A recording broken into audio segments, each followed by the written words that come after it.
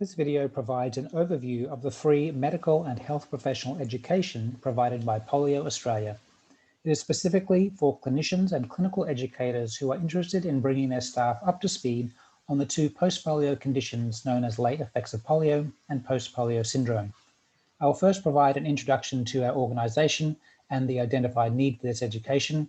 Then we will look at organisational and contextual aspects of the professional workshops before taking a brief look at some topics we would educate your staff on regarding the late effects of polio. Polio Australia was established in 2008 and has several major functions: advocacy for and lobbying on behalf of Australian polio survivors, and the provision of resources and education for both polio survivors and the professionals who manage their health. We have two websites to support these functions: polioaustralia.org.au and poliohealth.org.au. Polio Australia is a peak body whose members are the state polio organisations, but we do maintain direct contact with individual polio survivors across Australia. Our professional education program is driven by two major factors: the findings and recommendations published in post-polio research literature, and the concerns expressed by Australian polio survivors as consumers of healthcare. Here is a quite astute synopsis from a 2020 article. It is worth pausing this video now to fully appreciate this statement. Similar statements are found scattered throughout the post-polio literature from the past 2 to 3 decades. One of the primary barriers for educating on post-polio conditions is that when professionals, and indeed the public in general, hear the word polio, they think of the acute condition and consider it a bygone health problem. Post-polio conditions are not acute polio, just as shingles is not chickenpox and cervical cancer is not HPV. Australian polio survivors report broad low confidence in new GPs being able to recognise and understand and advise and make decisions on late effects of polio care. This finding was from our 2020 survey. Their confidence level in new allied health professionals was almost identical to what we see here, and so we know an education barrier exists across multiple health disciplines. We'll now take a look at the organisational and contextual aspects of the professional workshops. By following the QR code on this slide, you can access our 10-page information kit containing details about workshop structure, delivery and content, how to schedule a workshop, and our COVID-safe plan. The information kit is for those wanting to more thoroughly read about our program. The information provided in this video is sufficient to move ahead in scheduling a workshop for your staff and facility. As noted on this slide, our primary goal is to have post-polio informed and skilled Australian clinicians. However, our audience is broader. We deliver post-polio information to a variety of audiences, as you can see on this slide. We deliver flexibly and the most pertinent content for the health disciplines in your audience to suit the needs of your facility. Audiences can be made of internal staff only, or be open to other local professionals joining the session based on your preference. Our primary mode is the workshop, ideally a 1.5 to 2 hour session which thoroughly covers the conditions, allows for adequate interaction, and includes question and answer time with a local polio survivor.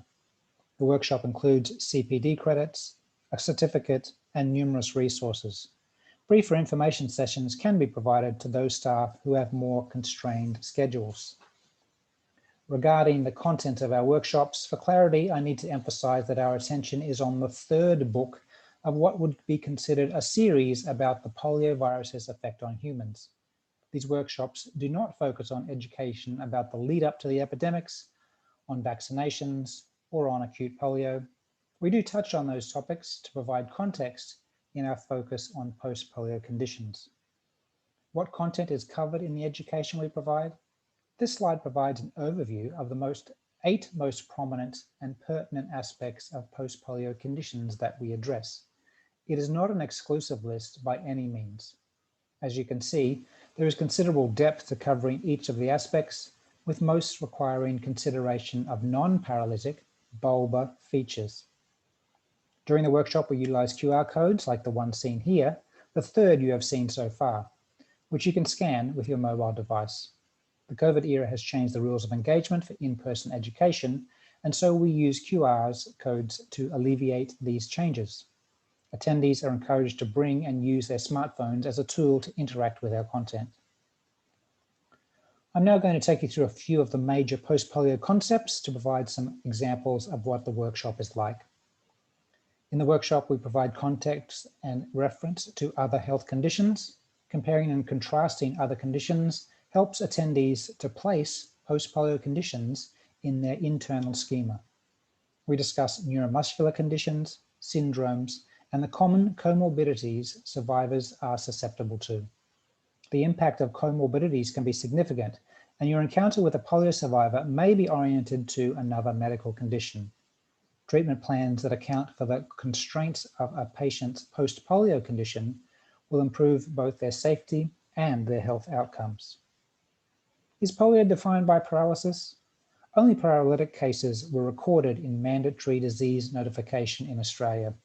This resulted in the less severe poliovirus infections not being reported, to the detriment of the long-term health management of those exposed and affected even mildly by the virus. We know that severe and mild or asymptomatic non-paralytic polio cases carry a risk of developing late effects of polio, a reality underestimated by patients and practitioners. As mentioned on the last slide, a barrier to safe and appropriate treatments is case identification. This quote highlights the subclinical damage, and yet in itself is an insufficient quote in that it neglects to include non-anterior horn cell damage. False patient beliefs and clinician errors of assumption are subsequent barriers that can form. Additionally, we have situations where you can't report what you don't know, a problem we can overcome with an approach on the next slide.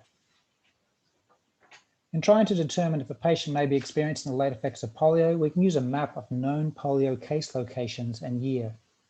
If your patient was in a town in a year with a recorded case of wild polio, they may have been exposed, and post-polio conditions should be considered in their diagnostic list. By scanning this QR code, attendees can potentially answer this question in a few minutes via a Google Map layer. The success of vaccination and eradication programs for wild polio have been nothing short of remarkable. Besides showing the decrease in reported paralytic cases, this chart highlights immigrant populations who had endemic polio in their region of origin in the last 20 to 40 years. As a nation of many immigrants, this is an important point to consider as a health professional. On this topic, we need to appreciate that in Australia, we have two quite similar cohorts of polio survivors, those who had their acute polio in Australian epidemics and those who were exposed to polio in their country of origin.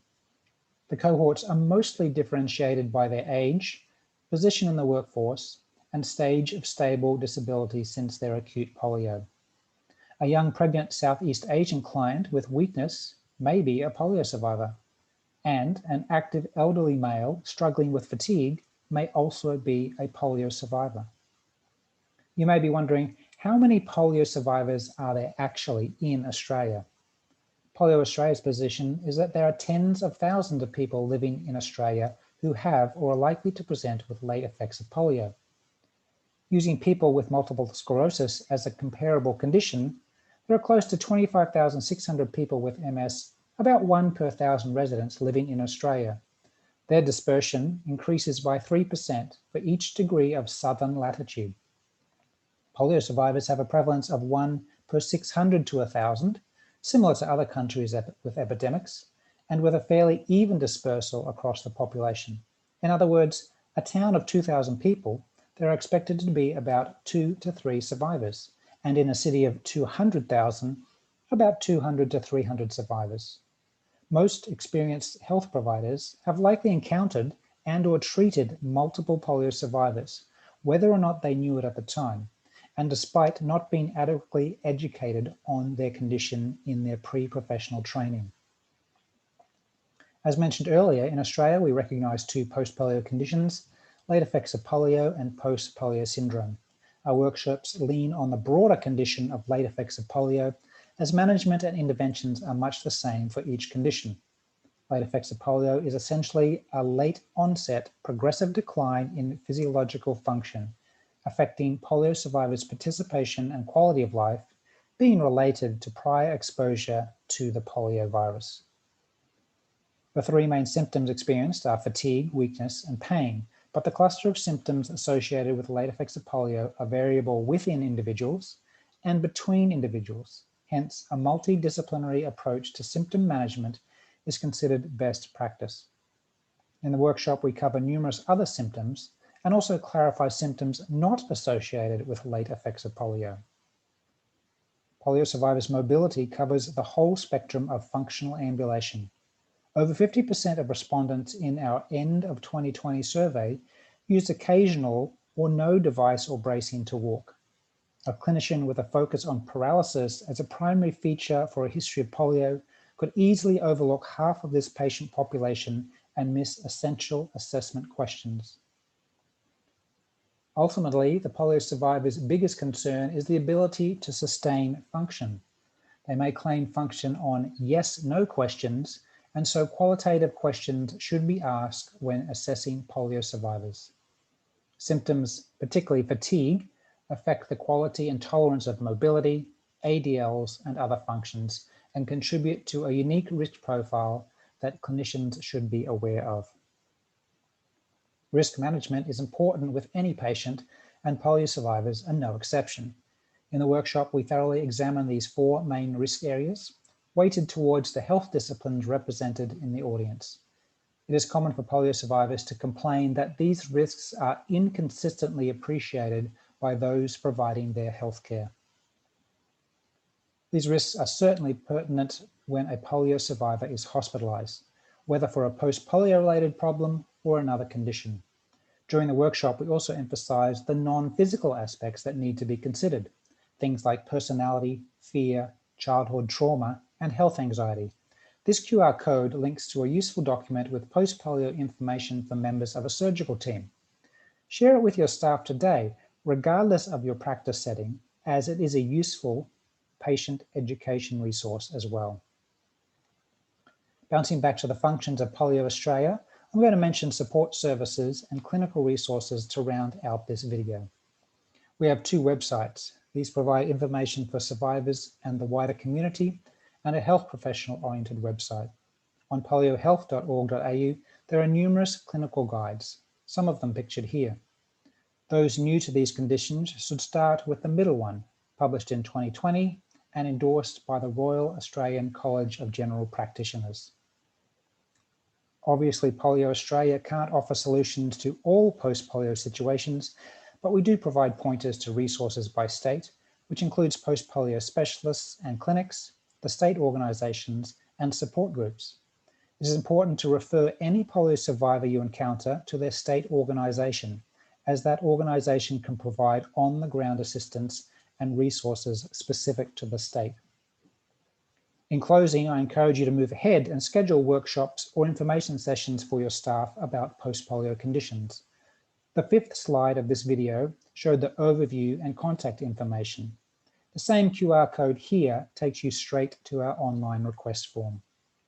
Australian polio survivors, the post-polio literature, the Department of Health, Polio Australia, and the state polio organisations urge clinicians to get up to speed on the health of polio survivors by undertaking education.